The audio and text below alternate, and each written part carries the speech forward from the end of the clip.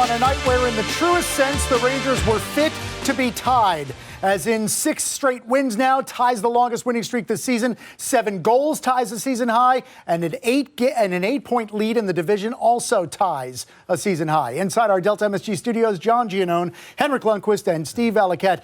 You sat there at the end of the first period, Hank. You said you wanted more urgency from the Rangers. They gave you 7 goals in the last 29 minutes of the game. What happened?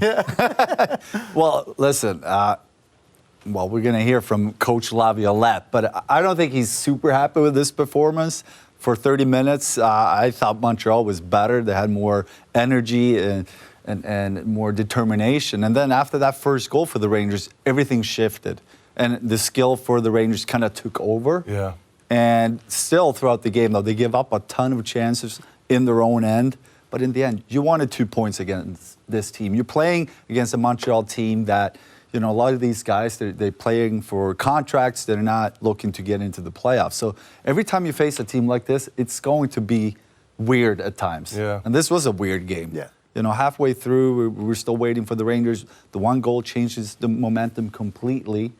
So for that reason, they should be happy. But there was a lot of things going on in their own end throughout the game that could have been a lot better. Yeah, it was 1-0 midway through the game, and then the Rangers ended up with 11 players with at least a point, 5 players who had more than 1 point, and the catalyst was certainly Chris Kreider, Steve, his 6th career hat trick. You know, we were talking a lot before the game about having a net front presence, and the team that was going to win that presence and have the screen set up was going to, you know, ultimately win this hockey game. And when you look at the top teams around the NHL, the Colorados and Dallases and Floridas, they all lead the league in screens, and the Rangers are willing to be there. They're 6th. They have a guy in Chris Kreider that, when he is willing and able to be there, he's the best at touching the puck, and he drives back post here on a 2-on-1 that you saw in the first period where he stayed back and didn't get a shot at all. So I thought there were some adjustments offensively in the game, which helped. But to your point, Henrik, nobody's happy about the way that game was played defensively. And certainly before the game, we all sat and talked about, on this 5-game winning streak the Rangers had before tonight, where did they need to be better? Yeah. Certainly as you geared toward the mindset of playing in the playoffs, where do they need to be better? You pointed out net front. Yep. They certainly were good net front. They did. It was through the lineup is what it was. There were a lot of moments early in this game where I'm watching it and I'm saying, hey guys, you got to get going here. And sure enough, shot out of a cannon in the second period. Cooley does a great job here of really solidifying a play off of a face-off. And make no mistake, when Krider goes to the net here, there is some interference. It's not a penalty, but it really helps Mika Zibanejad be able to score off of his one-timer. And the same thing here for the one that Krider deflects. You know, it's Adam Fox being able to, with his signature release, be able to drift it in there. And then lanes were open, and Kakko has a nifty one here, but measured by good goal, bad goal, it's one that Montembaum would like to have back. But watching this game is, you know, just a reason for why I love hockey, because you watch this for 30 minutes, and then the Rangers score 1 goal, and everything changes. And you might think, like, oh, this is going to have a tough game today. But 1 goal, just how much it changes the momentum, the confidence, the energy on the bench, on the ice. You were standing between the benches. You were talking about how much more energy was on the bench after those 4 minutes where they scored 4 goals. And again, we talked after the first, the Rangers have so much skill. If they just turn up the speed and the intensity, they will blow by this Montreal team. They did for a few minutes there, and that was enough. But again, it was a lot of back and forth, and kind of you had to expect it a little bit, playing a team that, you know, they don't have a ton of structure, Montreal. They're just trying to, again, play for contracts, and they have some skill up front. Defense was optional. Yeah, see, defense is optional. I agree. Very weird last 3 games for Montreal. 7 against, 0 against, 7 against. We mentioned the Rangers had 5 players with at least 2 points in this game. Mika Zibanejad had 3, a goal and 2 assists. We begin our post-game reaction in the dressing room, and Michelle Gingras interviewing Mika Zibanejad. Jump in that second period from your team. What helped you flip the switch there? Obviously, we weren't happy with the first. it wasn't a good one for us. So we need to do something completely different and be way better in the second. I thought we were. A huge loss in Blake Wheeler in the beginning. Does that just, whether we wanted to or not, just impact obviously the mood and the tone and the way that you would continue to play that first period? Yeah, I mean it's you never want to see